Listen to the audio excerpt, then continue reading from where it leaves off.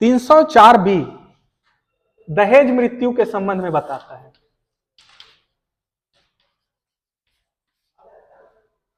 दहेज मृत्यु, दो वर्ड शामिल हैं इसमें, पहला दहेज और दूसरा मृत्यु। इसका मतलब किसी की मृत्यु कारित होती है जिसका कारण क्या है? दहेज। किसी की मृत्यु कारित हो रही है, उसका कारण क्या है? दहेज। तभी दहेज मृत्यु होगी, पहला तो यह समझ लो। फिर इसके डेफिनेशन पे आएंगे। धारा 304B में इसका डेफिनेशन दिया गया है। डेफिनेशन क्या दिया गया है कि जब किसी स्त्री की मृत्यु होती है, स्त्री की मृत्यु होती है, और यह कैसे होती है? शारीरिक क्षति से। शारीरिक क्षति या दाह से, जला दिए, ठीक है, दाह से, अथवा अप्राकृतिक रूप से, अप्राकृतिक रूप से इसकी मृत्यु होती है। और मृत्यु कितने वर्ष के अंतर्गत होती है? 7 वर्ष।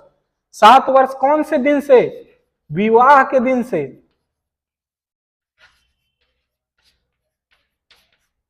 ठीक है, अप्राकृतिक रूप से 7 वर्ष के अंतर्गत विवाह के दिन से अगर उसकी मृत्यु होती है और ये देखा जाता है, ये प्रमाणित होता है कि इस स्त्री की जिसकी मृत्यु हुई है उसके संबंध में क्या किया गया है?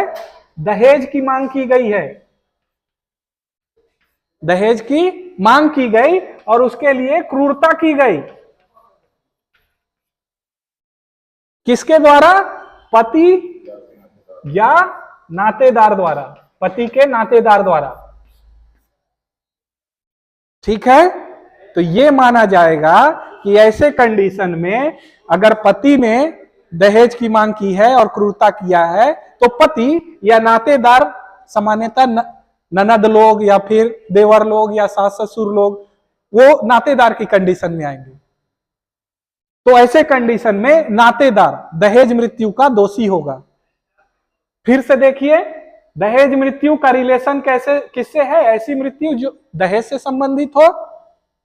कोई स्त्री की यदि मृत्यु होती है, शारीरिक क्षति द्वारा होती है या दाह द्वारा होती है, अथवा अप्राकृतिक रूप से होती है मृत्यु, और विवाह के 7 वर्ष के अंदर होती है, और यह दर्शित किया जाता है कि उसके संबंध में उस स्त्री से दहेज मांगा गया था और उस दहेज के लिए उससे क्रूरता की गई थी, और जिसके परिणाम स्वरूप ये देखा जाता है वो दहेज की मांग किसने की थी?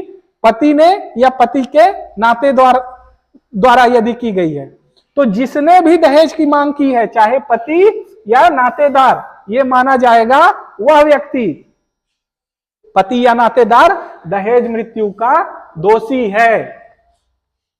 ठीक है, इतना ही है।